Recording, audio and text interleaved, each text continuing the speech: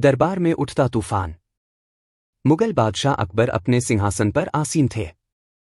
पूरा दरबार सजा हुआ था। सब दरबारी अपनी अपनी जगह पर थे, लेकिन चर्चा का विषय हमेशा की तरह एक ही था, बीरबल। राजा अकबर अक्सर बीरबल से प्रश्न करते, वो उत्तर देता और दरबार तालियों से गूंज उठता। लेकिन कुछ दरबारी जैसे राजा टोडरमल, राजा भगवानदास और खास तौर पर मिर्जा हकीम, बीरबल की बढ़ती हुई लोकप्रियता से जलते थे। एक दिन मिर्जा हकीम ने कहा, जहांपनाह, क्या आपको नहीं लगता कि बीरबल की चतुराई अब घमंड में बदलती जा रही है? अकबर मुस्कुराए, घमंड और आत्मविश्वास में फर्क होता है मिर्जा। बीरबल जानता है कि कब रुकना है। मगर मिर्जा ने चुपचाप कुछ और सोचा, अब समय आ गया है बीरबल को दरबार से बाहर करने का। षड्यंत्र की रचना। मिर्जा हकीम और कुछ अन्य दरबारियों ने एक गुप्त बैठक की। हमें बीरबल को एक ऐसी परीक्षा में फंसाना होगा जिससे वह न निकल पाए, भगवानदास ने कहा। हाँ, मिर्जा बोला, अगर वह असफल रहा तो हम उसे दरबार से निकालने का कारण पालेंगे। योजना बनी, राजा को एक रहस्यमय चोरी की शिकायत भेजी जाएगी, जिसका आरोप बीरबल के किसी रिश्तेदार पर लगेगा। चोरी का जाल। कुछ दिनों बाद दरबार में एक व्यापारी आया। उसके कपड़े फटे थे, चेहरा दुखी।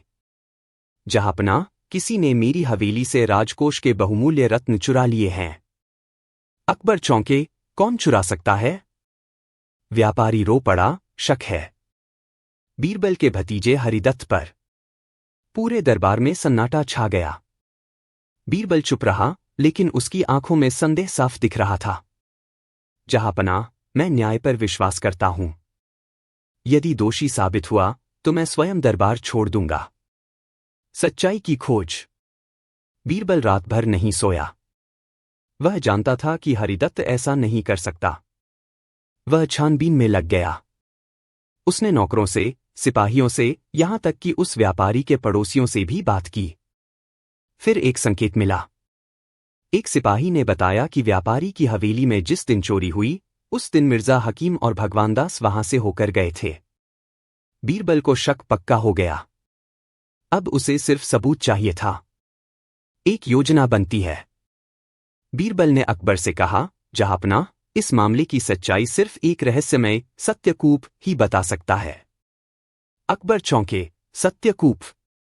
जी हां, एक ऐसा कुआं जो सिर्फ सच्चे लोगों की बातें स्वीकार करता है। अकबर ने अनुमति दे दी। बीरबल ने एक जगह खुदवाकर नकली कुआं बनवाया और उसमें छुपे हुए दरबारी बिठा दिए जो हर आवाज सुन सकते थे। झूठ की पोल खुली। सबसे पहले व्यापारी को बुलाया गया। उसने कुएं में जाकर कहा, मैंने सच कहा है। कुएं से आवाज आई, झूठ। व्यापारी कांप गया। फिर मिर्जा हकीम को बुलाया गया। उसने कहा, मैं निर्दोष हूं।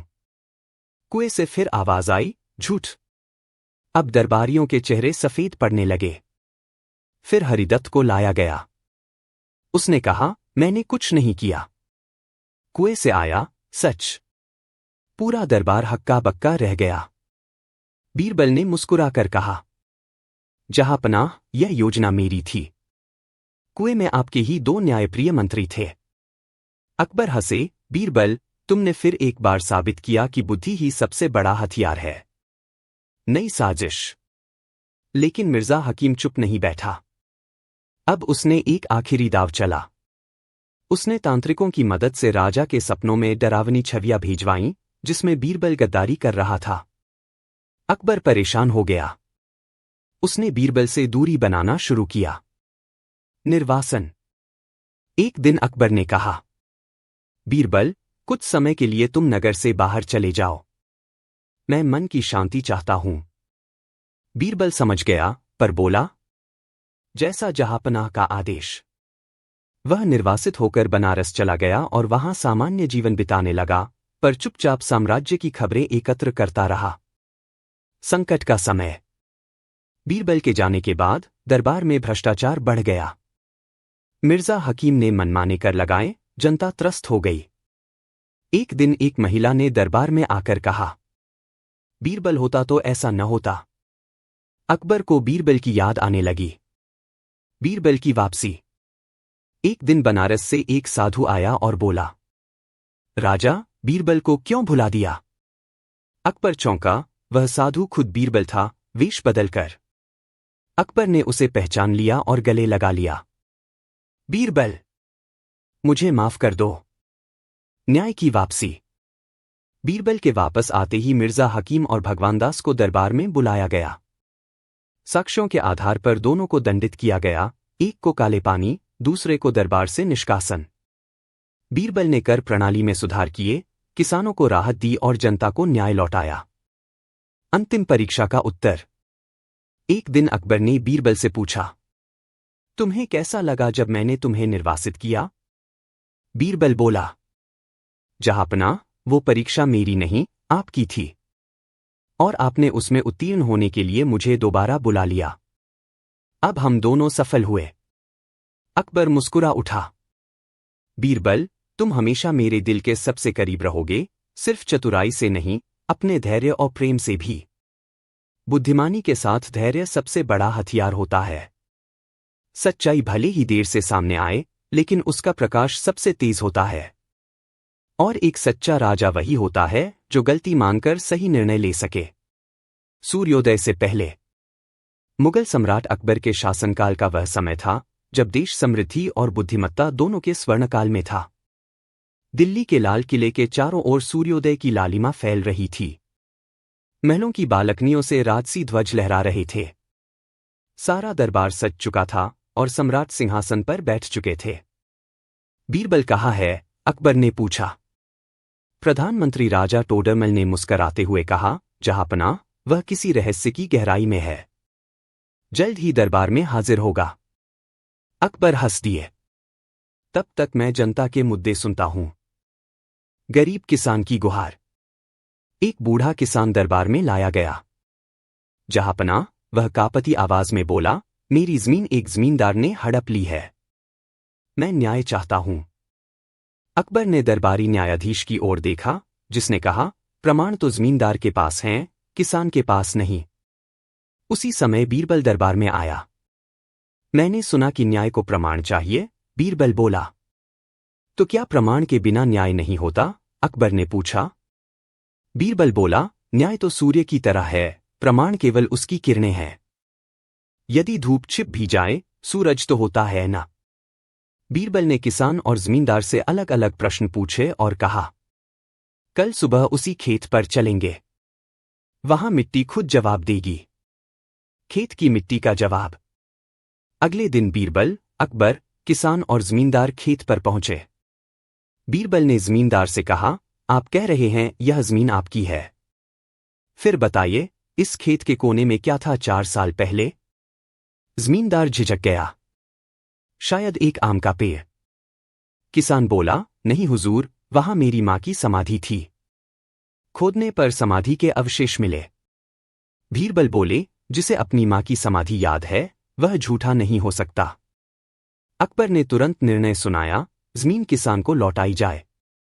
दरबार में जलन। दरबार में सबने बीरबल की बुद्धिमानी की प्रशंसा की। लेकिन यह बात कुछ लोगों को खटक गई। राजा भगवानदास ने मिर्जा हकीम से फुसफुसाते हुए कहा, हर बार यही होता है। बीरबल आकर चमक जाता है और हम मूर्ख बनते हैं। मिर्जा ने कहा, समय आ गया है अब इस चतुर दरबारी को नीचे गिराने का। और षड्यंत्र रचा जाने लगा। रहस्यमय संदूक। दरबार में एक दिन एक व्यापारी आया। उसके पास एक बड़ा लकड़ी का संदूक था। जहांपनाह, इसमें मेरी 10 साल की मेहनत का धन है। मैं चाहता हूं कि आप इस संदूक को 3 दिन के लिए अपने किले में सुरक्षित रखें, क्योंकि मुझे यात्रा पर जाना है। अकबर ने आदेश दिया, ठीक है। इसे हमारी तिजोरी में रखा जाए। तीसरे दिन व्यापारी लौटा और चीख पड़ा, मेरा धन लूट लिया गया है। तिजोरी खुली मिली, संदूक खाली था। सभी चौंक गए। अकबर गुस्से में बोले, इसकी सुरक्षा के लिए कौन जिम्मेदार था? मंत्री ने जवाब दिया, बीरबल ही देखरेख कर रहे थे उस तिजोरी की। पूरे दरबार में सन्नाटा छा गया। बीरबल पर आरोप। बीरबल ने गंभीर स्वर में कहा, जहांपनाह, मैं आरोप को नकारता हूं, परंतु यदि आप चाहें तो जांच हो। अकबर बोले, बीरबल, मुझे तुम पर विश्वास है, पर न्याय से ऊपर कोई नहीं। मिर्जा हकीम बोला, यदि हम यही कहते रहे कि बीरबल निर्दोष हैं, तो क्या कोई चोर भी दरबार में चोरी कर जाएगा? बीरबल ने कहा, मैं स्वयं जांच करूंगा, लेकिन मुझे 3 दिन अकेले चाहिए, बिना हस्तक्षेप के। अकबर ने मंजूरी दी। चुपचाप तफ्तीश। बीरबल अगले 3 दिन तक बाहर नहीं आया। उसने अपने कुछ खास लोगों को व्यापारी की गुप्त जासूसी पर लगा दिया। तीसरे दिन वह दरबार में लौटा। जहांपनाह, क्या मुझे संदूक फिर से देखने की अनुमति है? संदूक लाया गया। बीरबल ने उसकी एक गुप्त तह खोली और वहां से सोने के सिक्के और रत्न निकले। पूरे दरबार में शोर मच गया। बीरबल बोले, यह धन उसी संदूक में था, पर एक फॉल्स बॉक्स में छुपाया गया था। व्यापारी ही असली चोर है। अकबर बोले, लेकिन वह तो लुटा हुआ दिखा रहा था।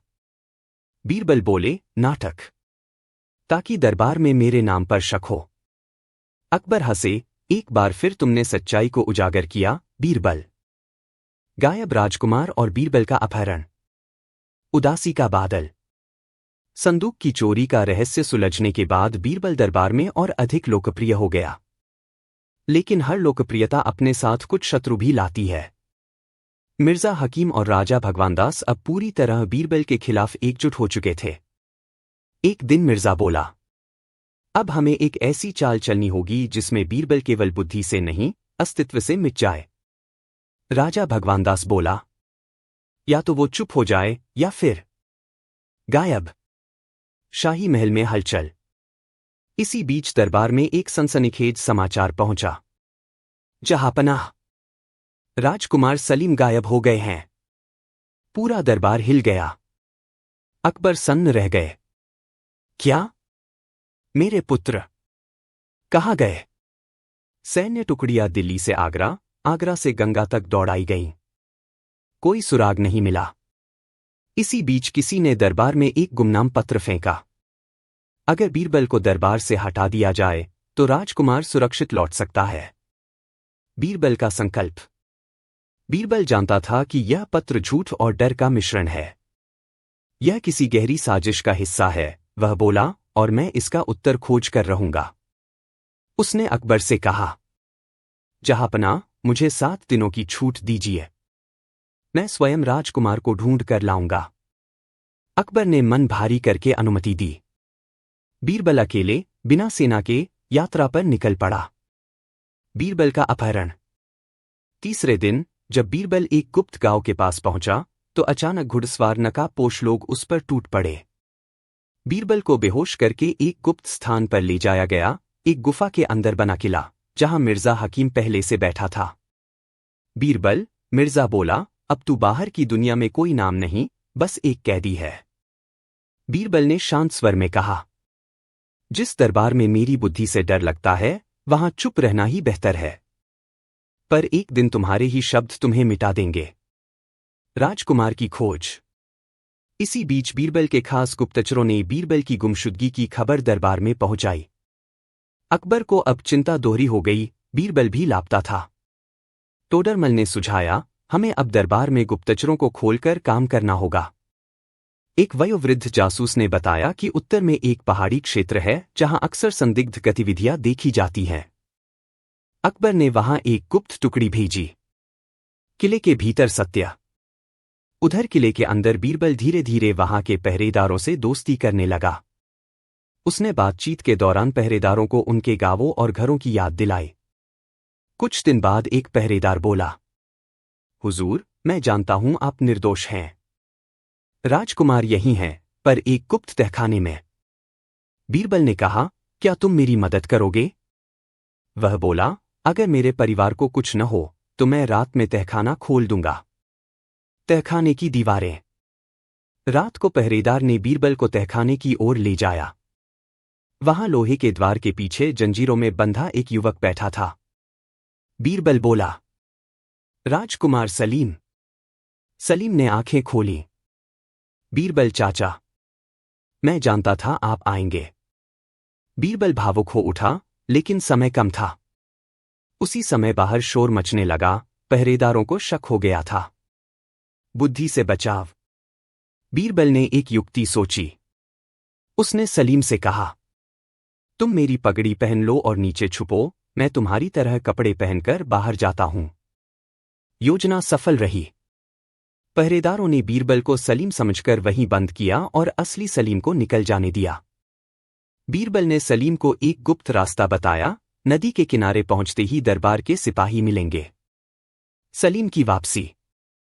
अगले दिन सूरज उगते ही लाल किले के द्वार पर राजकुमार सलीम प्रकट हुआ। अकबर की आंखों में आंसू आ गए। बीरबल कहाँ है? सलीम बोला। वह अभी भी बंदी है, ताकि मैं बच सकूं, सलीम ने कहा। अकबर ने तुरंत आदेश दिया, सैन्य टुकड़ी भेजो और उस किले को ढहा दो। बीरबल की वापसी और मिर्जा की आखिरी चाल। किले पर चढ़ाई। अकबर की सेना ने पहाड़ियों के बीच बने किले को चारों ओर से घेर लिया। कमांडर अली खान ने घोषणा की, बीरबल को तुरंत रिहा करो, वरना ये किला धराशायी कर दिया जाएगा। भीतर बैठे मिर्जा हकीम की हालत खराब थी। उसने बीरबल को सामने लाकर कहा, तुम्हारी वजह से मैं बर्बाद होने जा रहा हूं। बीरबल शांत रहा, जैसे वो सब पहले ही जानता हो। मिर्जा चिल्लाया, तुम्हारी बुद्धि की वजह से मैं हमेशा हारता रहा, पर आज नहीं। बीरबल का पलायन। सेना की गोलाबारी शुरू हो चुकी थी। किले की दीवारें टूट रही थीं। एक पहरेदार, जिसने पहले बीरबल की मदद की थी, बोला, हुजूर, पीछे की दीवार में एक सुरंग है जो नदी तक जाती है। बीरबल ने उसी रास्ते से निकलने की योजना बनाई। मगर जाते जाते उसने दीवार पर कुछ उकेरा। माफ करना मिर्जा, अगली चाल मेरी होगी। बीरबल नदी के रास्ते निकल गया। दरबार में हलचल। जब बीरबल दरबार में पहुंचा तो सन्नाटा छा गया। उसका चेहरा थका हुआ था, मगर आंखों में वही चमक थी। अकबर ने उसे गले से लगा लिया। बीरबल, मैं तुम्हें खोकर अधूरा हो गया था। बीरबल मुस्कराया, जहांपनाह, अब मैं यहां हूं, और दुश्मनों की गर्दन पर सच्चाई की तलवार लेकर। साजिश का पर्दाफाश। बीरबल ने दरबार में पूरी साजिश का पर्दाफाश किया। उसने सबूतों के साथ बताया कि व्यापारी नकली था, जो मिर्जा हकीम का आदमी था। राजकुमार का अपहरण एक योजनाबद्ध कदम था।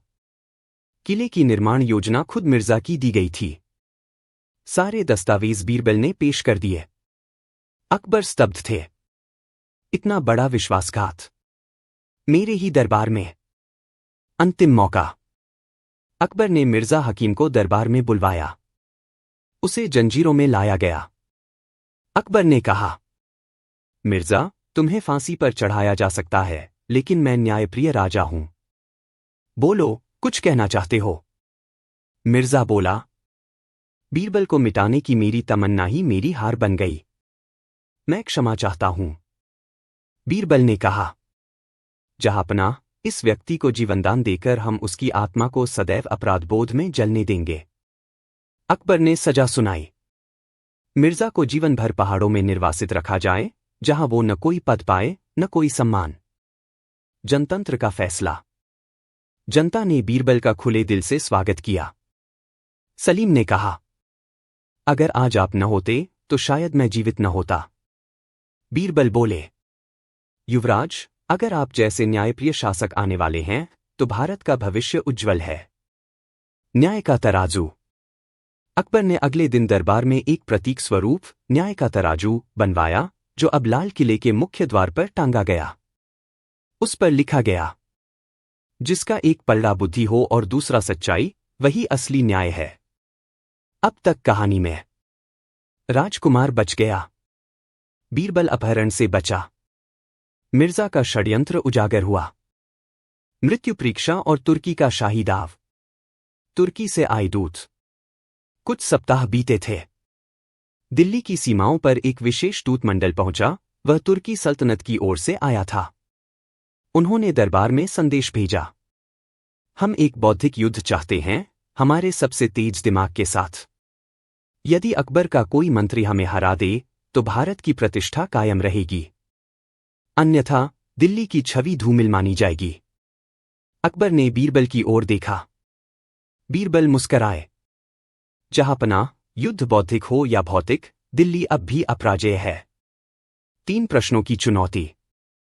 तुर्की दूत ने 3 प्रश्न रखे जिनके उत्तर 7 दिनों में देने थे। एक, ऐसा कौन सा सत्य है जो दिखता नहीं मगर सबसे भारी होता है? 2, कौन सी चीज ऐसी है जो होते हुए भी कभी स्थिर नहीं रहती? 3, एक ऐसा झूठ जो पूरी दुनिया में सबसे ज्यादा सच समझा जाता है। पूरे दरबार में सन्नाटा छा गया। बीरबल मुस्कुराए और बोले, उत्तर तैयार है, पर 7 दिन बाद बताऊंगा। साथ ही एक प्रश्न मैं भी पूछूंगा। 7 दिन की तैयारी। बीरबल 7 दिनों के लिए एक पुस्तकालयनुमा स्थान में बंद हो गए। उन्होंने विभिन्न ग्रंथों, उपनिषदों और तर्कशास्त्रों का अध्ययन किया। फिर वे आम जनता के बीच गए, दरिद्रों से लेकर साधुओं तक, ताकि उत्तरों की गहराई और व्यावहारिकता मिल सके। 7वें दिन वे दरबार लौटे। बीरबल के उत्तर। सबसे भारी सत्य। कर्तव्य, वह दिखाई नहीं देता, मगर इंसान उसकी वजह से जीवन भर झुका रहता है, जो कभी स्थिर नहीं रहता। समय, यह सबसे स्थायी अस्थिरता है। सबसे बड़ा झूठ। मैं ठीक हूं, यह वह झूठ है जिसे दुनिया रोज कहती है, मगर अंदर टूट रही होती है। पूरा दरबार तालियों से गूंज उठा। तुर्की दूत हतप्रभ रह गए। बीरबल का पलटवार प्रश्न। अब बीरबल ने एक ही प्रश्न तुर्की दूत से पूछा। एक राजा जिसके पास सब कुछ है, धन, सेना, भूमि, फिर भी वह डरता है। वह किससे डरता है? तुर्की दूत कुछ क्षणों तक मौन रहे। फिर बोले, बुद्धिमान मंत्री से।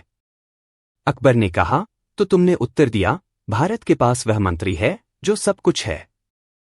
तुर्की दूत की ईर्ष्या।